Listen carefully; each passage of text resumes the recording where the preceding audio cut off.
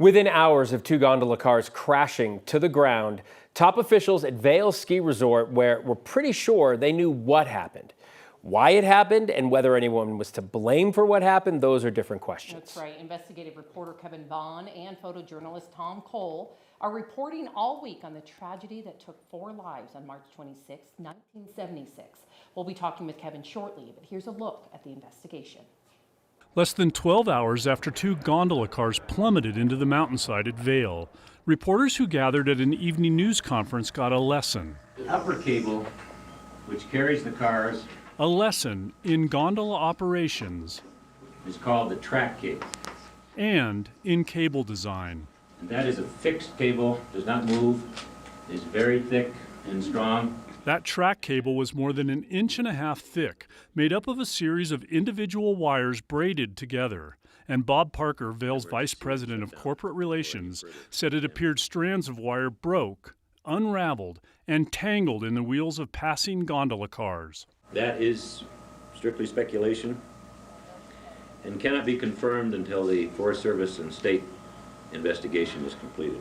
I will not deal in speculation at this time. The U.S. Forest Service's George Turtelot led the investigation. As quickly as we can put the facts together and assemble the report, it will be available. The investigative report, made public June 4, 1976, raised serious questions about Vail's maintenance practices. Weeks before the accident, workers repaired breaks in 2 outer wires on the track cable, breaks near Tower 4, the area where cars first experienced trouble in the minutes leading up to the accident.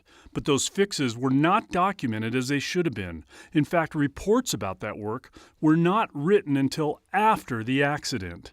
That, despite federal investigators having previously stressed the need for documentation of maintenance operations in logs. Federal investigators also discovered something else. 10 months before the accident, an outside company hired by Vail found 10 major wire fractures on the track cable, including 2 in the immediate vicinity of Tower 4.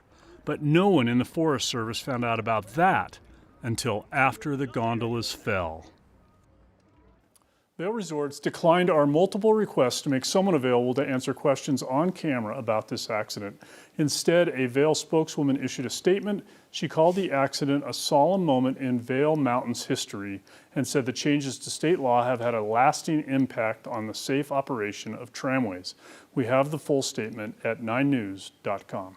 Kevin, this is so fascinating. I'm wondering, as we watch that and you talk about the breaks, were breaks like that in those cables common? They are relatively common. These are braided, many strands of wire braided together to make these cables. They did break from time to time, and they repaired them over and over again. And in this case, what happened was one of those breaks, the end of the wire got out, started unraveling and catching the wheels of the gondolas, and eventually started to derail the gondola cars. Did the investigators find out how long it was unraveling? Was this like a slow build or was it instant?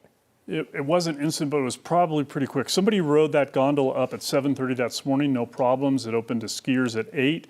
It was about 9:15 that people reaching the top started saying, hey, the ride's really rough down by Tower 4. Wow. And then they shut the thing down right away, but by then 2 cars had come off. Oh Awful. gosh. Tonight at 9 and 10, part 2. Part 2, yes. What do you have coming up? We're going to be looking more at what happened with the second gondola car. We focused last night on the car that our 3 survivors were in. We're going to look at what happened to the people in that other car and also at how these 3 guys sort of got through that first day and as they learned the enormity of what had happened to them. Yeah, very tragic. Kevin Vaughn, thank you. I'll be watching tonight.